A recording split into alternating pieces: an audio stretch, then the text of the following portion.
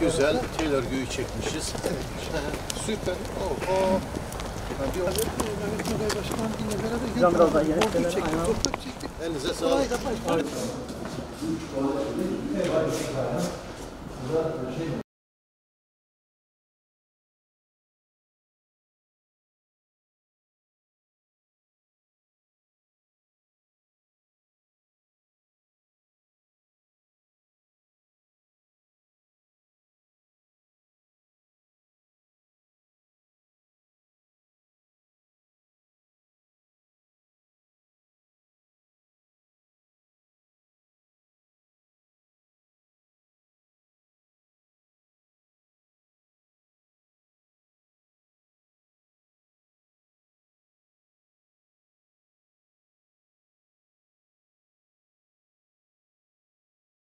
Erkeklerin girişini Tamam.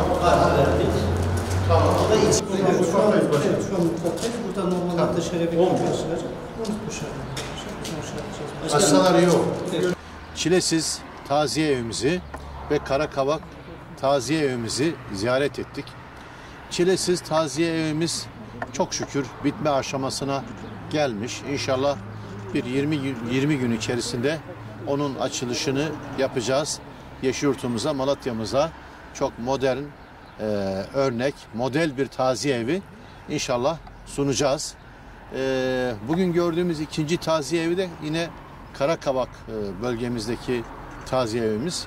Şimdi muhtarımla, bizim teknik heyetle, yöneticilerle beraber gezdik. Bu da inşaatı epey mesafe almış. Kabası bitmiş şu an kabası bitmiş. İnşallah ince işleri de bir ay, 1,5 ay içinde inşallah tamamlanırsa onu da önümüzdeki 2 ay içinde inşallah Yeşilyurt'umuza, Malatya'mıza kazandıracağız.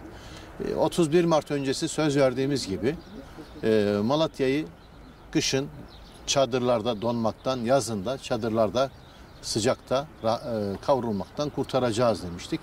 Bugün bunun neticesini görüyoruz. Bu projelerde öncelikli olarak emeği geçen hayırseverlerimize hayırlı olsun. Allah onların birlerini bin etsin yaptıkları hizmetlerden dolayı. Bu arada da bizim de bu taziye evi projesinde çalışan başkan yardımcılarımıza, müdürlerimize, tüm çalışma arkadaşlarımıza da teşekkür ediyorum. Sağ olun.